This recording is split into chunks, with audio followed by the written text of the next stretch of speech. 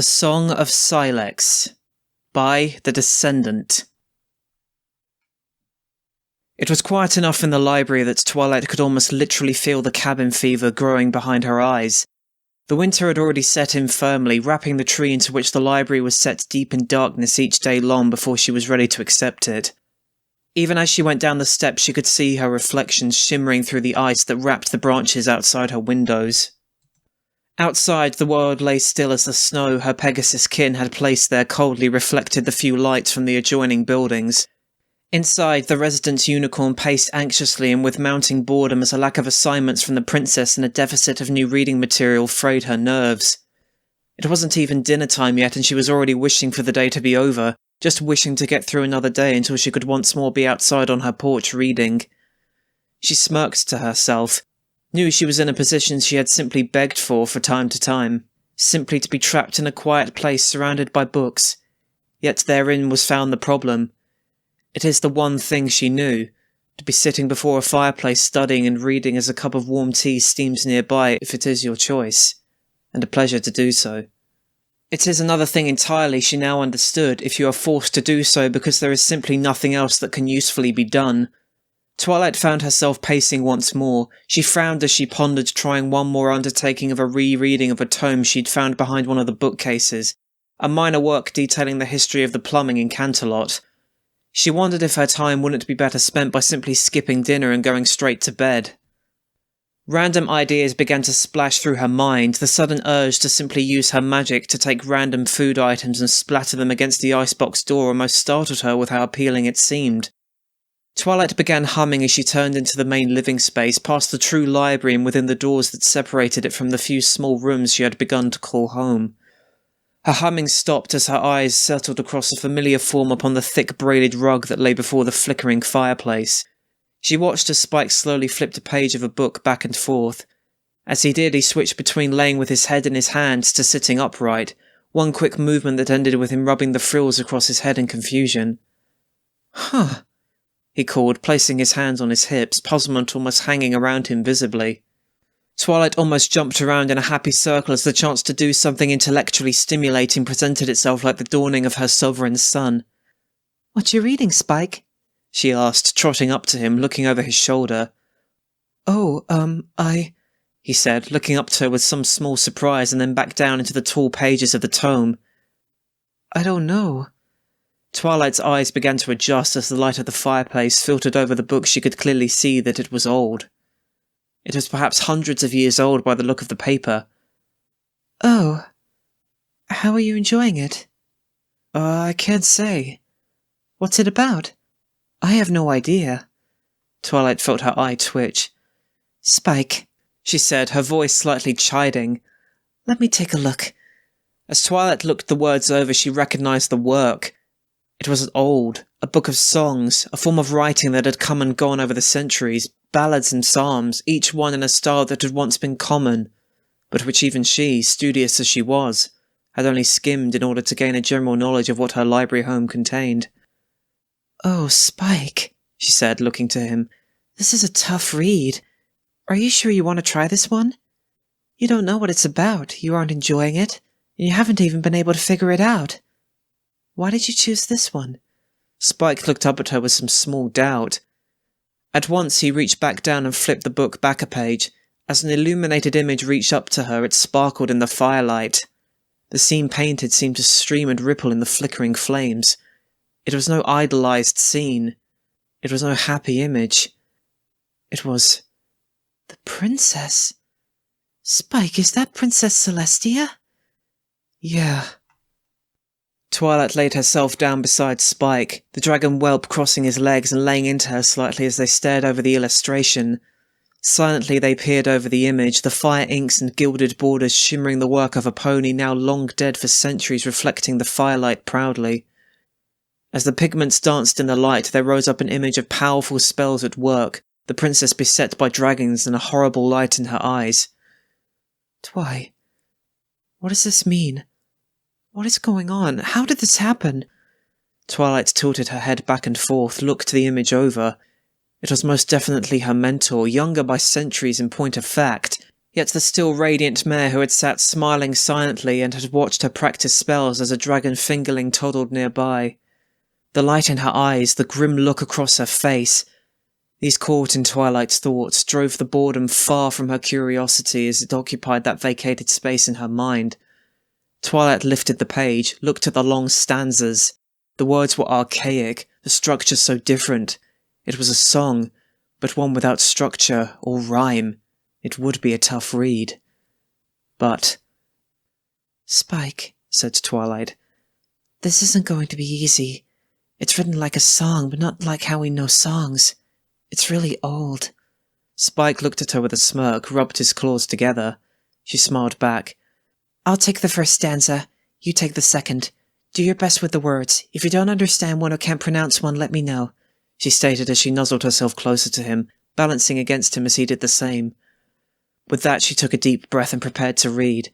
As the firelight fell over them, the words of a song last sung centuries before their birth came to life once more, spilling through their reading back into the living world on the wafts of their breath. "On the coming of the morrow, shall I, painted post, see my 80th year, and as the dawning light of my sovereign catches in small places, I shall thank her for my long and happy days.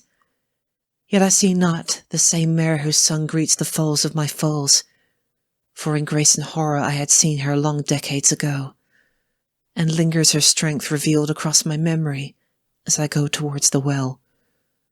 Over the mountains lie many things, some great and grand and wonders that call to the young fools.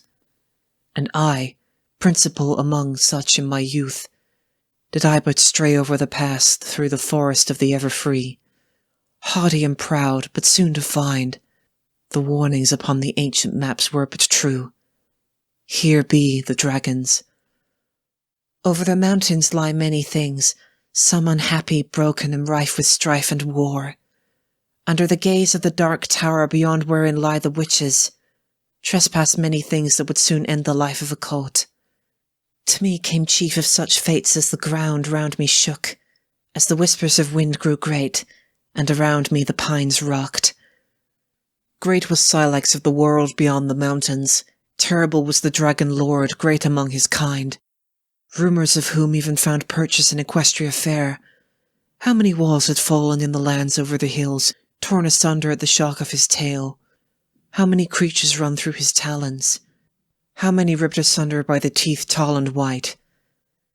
As the dragon crested the pass I hid, sheltered and shivering among the rocks, barely finding a place, my hooves across my mouth to muffle my breath, lest the scent of my fear catch in his muzzle, lest I scream aloud as his claws crushed the rocks around me, said I in dread as he stood over me unknowingly, looking down from the high rocks to Equestria beyond. Hisses like acid did his drool and spit, the rocks foaming as his hungry maw opened above me, panned his vast greedy eyes alight over the lands beyond, and I shook with fear as he laughed. Yet even his greed was not the end of what I was made to witness, for even as I pulled deeper within the rocks he lifted himself, and with a deafening roar summoned more horrors. 7 sons had Syhlex, and 7 sons came at his call. Up they came, sliding over the rocks like vast serpents. Soon they enveloped my place of hiding, and my fear was consuming, and I dared scarce to breathe. For though slight were they in stance under their sire, over each hung the same power, and their eyes blazed with malice. "My sons," called the drake, his voice like rumbling thunder far across distant hills. "'Tis Equestria below us, fair for the taking. The mare of the night has fallen. And who fears the day? Come, we go forth to take for our own these fat lands fit for the harvest." New fears through me flew, for I knew it was not fields of grain, or apples shining in the summer sun, which they set their eyes upon as harvest. Nay, 'twas not shining gem upon which they sought to slake their hunger, and shuddered I in fear for the loved ones below, and in horror at what awaited Equestria fair. About me they pawed at the rocks, their talons clawing away the layers of slate and shale, as though it were just grass upon the earth. As they pondered the feast before them and laughed in horrible pleasure, round about me pulled the acid, powerful vapour that dripped from hungry lips. Yet even as I shuddered in terror, as I felt faint from the vapour, I saw them lift their heads and sniff at the air as does a hound, at a scent that floats upon the breeze. So it was the sons of Syhlex turned to him, and his head lifted in wonder at it. What could be so scented? Pondered aloud the beast, pawing at the earth, making rubble of the mountainside. The Yak, eldest of my Scion, called Syhlex. Make down these paths, and find what it is that catches a scent, and what it is that drifts about on the breeze. So went the eldest of the sons, and as they waited they sat sunning themselves, laid out across the vast tables of rock, until Yak returned. As he returned to them, his eyes thereon sat uncertainty, puzzlement was their cast. Father, spoke the eldest, there lies in these woods not far away a castle, one of stone yet overgrown with vine, the rocks cast asunder. Thereupon the hewn stones caught I the scent of that which approaches. Ancient it must be, for the castle was in ruin, and as such it seemed since long before my birth. From where I laid hidden, wrapped in worry and doubt, I saw the dragon lord tilt his head, and long ponder these words. Syhlex, called the drake, most powerful of my Scion, lift yourself and seek. With up that rose Syhlex, shrouded in power and might, down the mountain he crashed, throwing trees before him, birds and beasts of the wood, fleeing before him in fear of their lives, and in terror at his passing. The dragons rolled there, scratching themselves, ruining the rocks, shattering them as they awaited the return of their brother and son. As I awaited in fear, I heard his coming, and did the dragons as well, for he bellowed, his pain carried on the air, reaching high, and he fell before them wounded and bleeding. Father, called Syhlex, thrashing about, the diamond spears deep in his leg and side. What approaches? It rises to this place not alone. An army marches with it. Can you not see the dust that grows in the western sky? Though I trembled, bid, and thundered, had that army stood, and what comes on us now, leads it such that we cast it not to fear, but resolution. Listen then did I as Syhlex pulled the spears from his wounds, and he simpered and spoke of the ponies with helms of gold. Syhlex looked across his child unmoved. How is it you were undone by the equestrians, by those who eat hay and oat, those who sing and play? Jachin, my most sly of my sons, go now down this mountain, whisper until you find what rises against your kin. With that they sat and pulled at the spears, licked the wounds of their brother as he cursed, and promised that it was upon his teeth that Equestria would be broken. Yet not long could he invoke such wrath, for returned did Jachin wailing in pain, for he was less than I. Father, called the dragon that crashed to the earth, body tearing at the mountain as he flailed. Sly and clever have you named me, yet what comes for us now is devious beyond any doubt. For a trap was laid where the river enters these woods, and as a fool I was ensnared, and an eye it has cost me. Rage was growing within the drake. Syhlex, his face raw and twisting.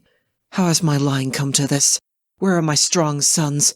What has reduced my Scion to worms? What has vexed them, and made them as whelps that mewl and cry? With this I shuddered anew, and the darkness itself draped o'er the rocks wherein I hid. Father, spoke a voice as a chorus of ghosts. Resk, I, who over darkness and evil hang, let my blanket of loss afloat over the equestrians, and fear itself will fill them, and name that which vexes us. With that he sent forth Resk, and as his sons licked their wounds, he paced, and watched I from my hidden place, as the old drake did crack the rocks in his talons. As though worry followed him, not long did the dragon lord go thusly, for a voice unfamiliar reached to them weakly. Father, called a voice small and beset, and Syhlex let out a roar of disbelief. His eyes stared over Resk, the body trembling and shorn of darkness, as forward came the broken form. Aghast stood Syhlex, fighting to believe what he beheld, his son thin and crushed. Cast I sheets of fear over them, came the dragon's voice, as though spread thin over the stones of a river. Yet no sooner had I done so there was light, and in it was a presence of one devoted to the equestrians, and I was undone, my darkness stolen on knives of light. Laugh then did Bomlas, arrogant and haughty. Proud was this son of Syhlex, and he vowed to his brothers, and mockery was in it. Father, would my dear brothers consent to it, I should be the one to end this menace, for if fear, strength, and slyness shall not prevail, it is poisoned words that would make us best the issue. Off then went Bombless, head held high, and as dragons awaited his return, I looked on, watching in horror and awe as their slight motions shifted the river. Even as those wounded still wiping away with ease the ancient trees, as they rolled, moaned, and worked their wounds, and there I saw rage tempered by concern and doubt living upon the face of the Dragon Lord. With head held low came Bombless, and the eyes of judgment were upon him. "Father," came the dragon's voice, "I am beaten. No sooner had I reached the edge of these woods when I saw we were encircled, and though we can easily break an army, no force is there that could break that which assailed me.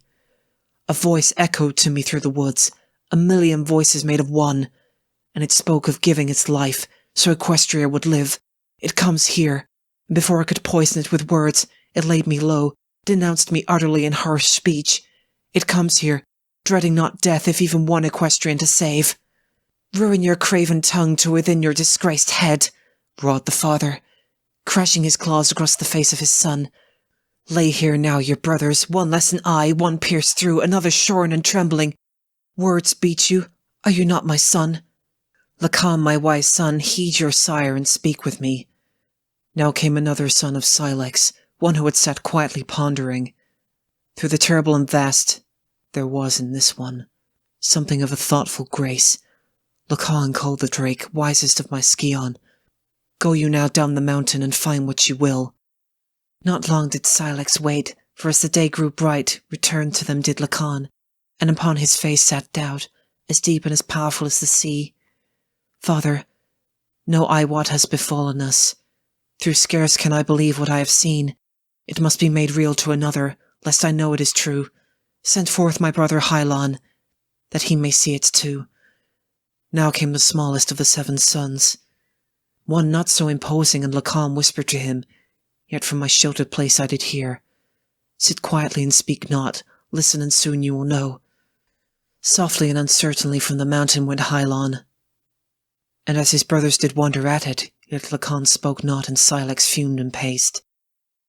As the day moved on, my body grew weak, cramped was I in my earthen shelter, and yet even though I sat high above them on the mountain, still did the vapours of the dragons reach me.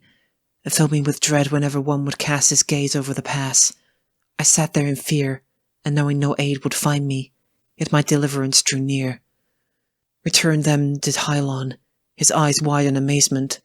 "Lacan," he asked his brother in awestruck tone, "was it a mare that revealed herself to you?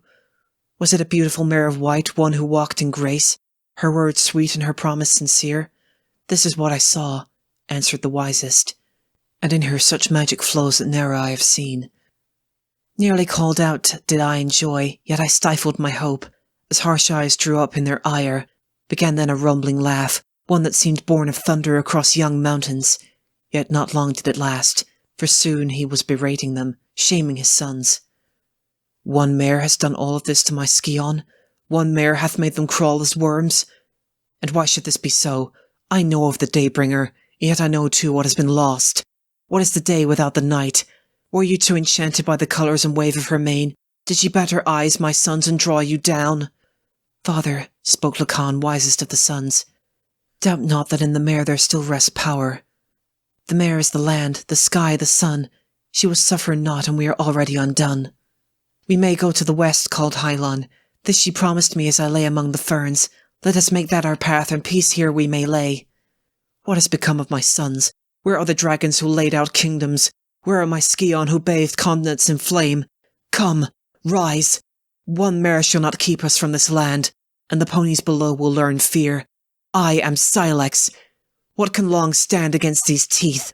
Who would try to stand before my scion and I?" With that the light did draw down, and as an orb it fell upon itself, condensing and shattering to reveal a form of grace and beauty in the very midst of the dragon and his kin. Real did they, the 7 sons of Syhlex.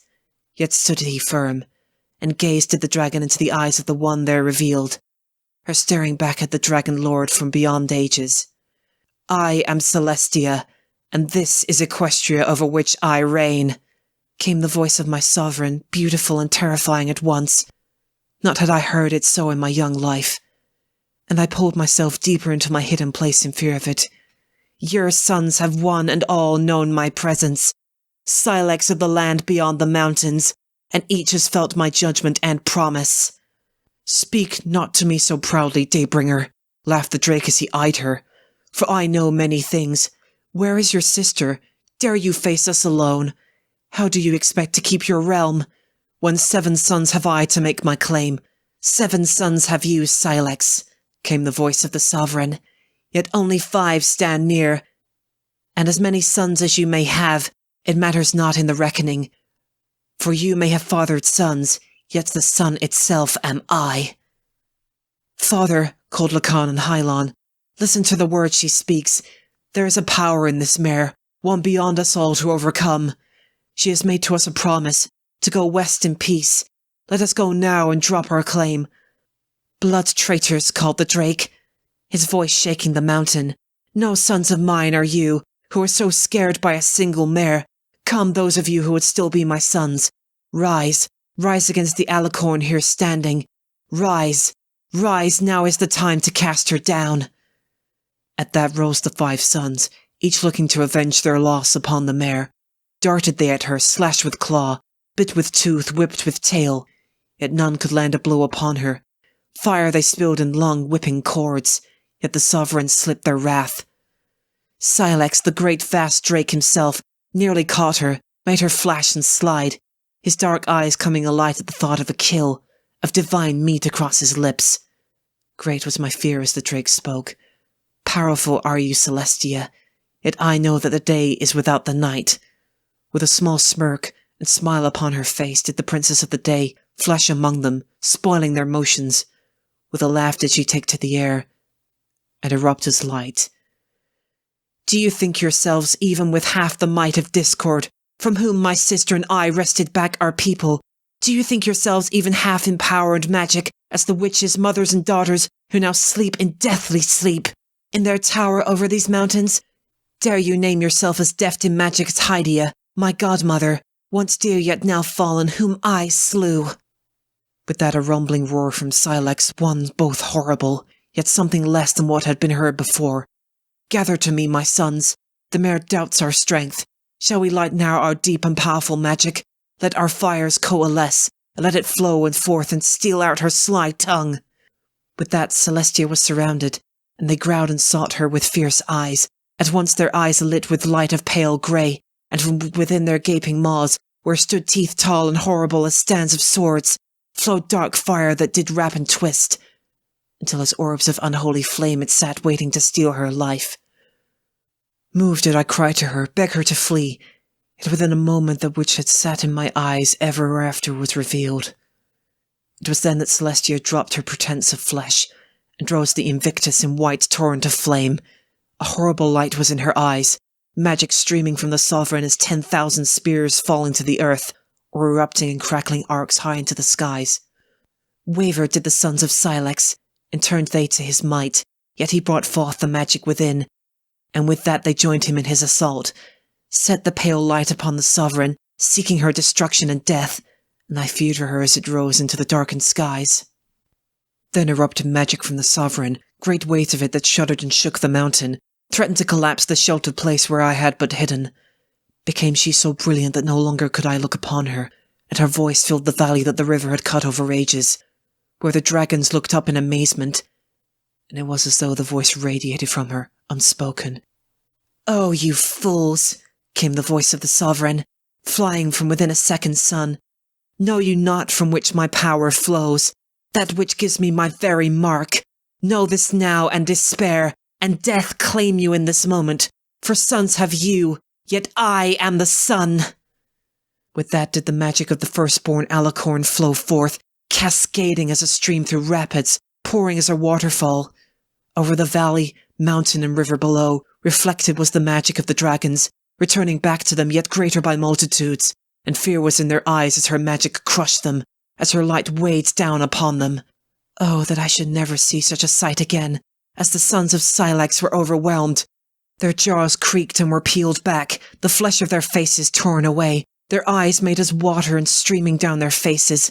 Not long enough did they live to scream. Merciful in that regard was the judgment of the Invictus. Yet still stood Syhlex, his magic greater than that of his sons, yet even he could not long stand in the face of the Daybringer, and he wavered and was cast down in ruin, as the very mountainside began to become molten. As the rocks glowed red and my place of hiding became as an oven. "Sovereign Majesty," called I, lifting my voice from where I had hidden all of that long day, "one of your children lies here, awash with fear and in hiding. I beg you, withdraw your judgment, lest I too should be killed, overcome by my sovereign's might." At once the magic lifted, and once again, Celestia, a fair face and motherly countenance, was there, looking to where I had beseeched her. Yet at once did Syhlex call out to her, heaving in pain and wincing with each breath. Defeated was the Dragon Lord, his flesh charred, the scales flaking away, their limbs shriveled. Slowly she lowered herself to the bowl of the mountain, where the river now hissed and steamed across the boiled rocks. And as the earth hardened at the touch of her hoofs, came she before Syhlex, her enemy and that of her people, and listened as he fought to speak. "Do any of my sons live?" asked the drake through stammers of grief. "Do any of my scions still walk? Do I still have a line?" "The tomb who you cast aside it sit nearby," she spoke, "weeping for their father and brothers, Lacan, Hylon, wisest and fairest of my sons," called the drake. Pain racing through him as his lips bled and he pawed at the earth. "Go to the west. Wiser and humbler than your father are you, for you knew what I would not hear, which I refused to believe. You are now all that remains of my line, for your father dies here." As I lifted myself from the shelter, I watched, as the Dragon Lord lay dying, as his charred flesh cracked and flowed from him his blood. Knew these things. He spoke slowly as his eyes watered. From the lips of my ancestors did the 3 witches, and a Draconicus of guile and might, and more of foes, had you felled in times now long past. As a whelp I mocked them in silence. How could a colourful pony, a princess in a castle with pretty mane, cause such fear in the vast great dragon lords of old? When word came over the mountains that the Nightbringer had been banished, and we saw her as the mare in the moon, I thought she reduced by half, and Equestria mine for the taking. Here now I lay a broken lord, and before me a horror I'd spared any father, is before me laid bare and open, my sons dead as they are, and twisted in death, burned by the sun itself. Would you not tell me, I beg, Celestia, how is it that you are still so strong?" "Oh, Syhlex," spoke my sovereign softly, "not you, your sons, or your ancestors of old, whom I cast out of these lands. When the war of the witches reached an end, in pain and loss are equal to the witches or discord. In these long years much has changed, yet change is beyond me. You can now know what I have suffered, what I would suffer still, to give my little ponies who are dear to me, even a day without fear and pain. You can know not what I have been made to do, yet my strength is not lost, and flows my magic unvexed. For it is only my heart torn in twain at my sister's fall.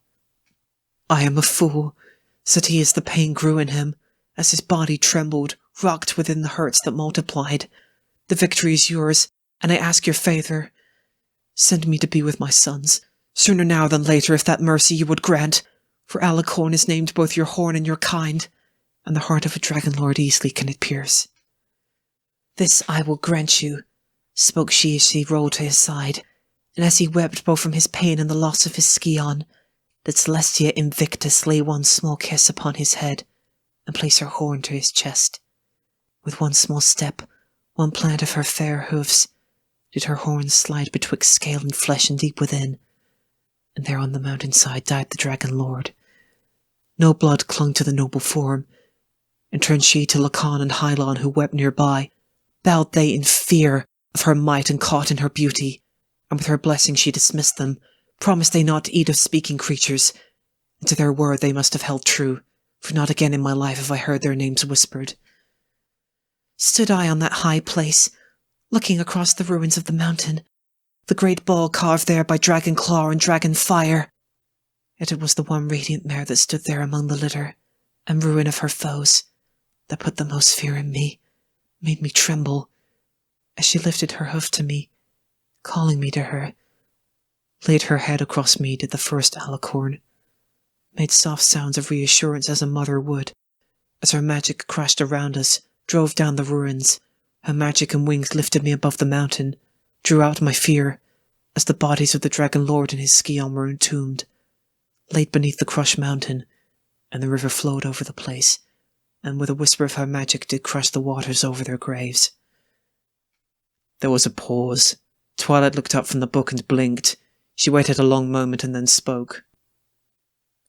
Spike, it is your turn. You should read this stanza, she said, nuzzling to him.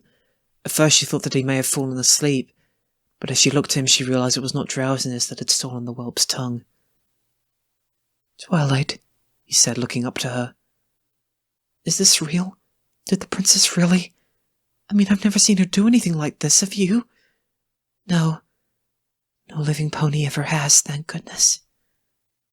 Twilight stood, stretched, shook the stiffness from her legs. She tilted her head back and forth as the pins and needles of sleeping limbs subsided. Well, she said after a moment of thought, I'd say maybe we can research this and see if Painted Post was a known writer of that era, and if he wrote tall tales. But even if this is a myth, Spike, every one of them is wrapped around a nugget of truth. Spike put his hand to his mouth, kneeled before the book as the words shimmered in the firelight. Though, she continued, it seems awful real, huh? Keep in mind, Spike, the princess has had to do some very real, some very horrible things to protect Equestria. She wears them behind her eyes. We've both seen her worried. You know that. Spike kneeled there, pondering at the words. Twilight let her mind wander, pictured her mentor fighting Nightmare Moon, Discord.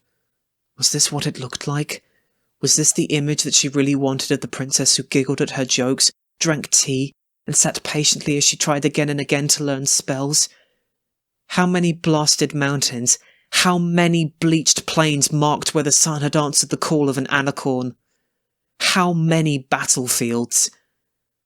Twilight sucked in a deep breath, let it waft out in a resigned sigh. It was probably best not to know. Spike kept one hand on the stanza of the song. There weren't many left.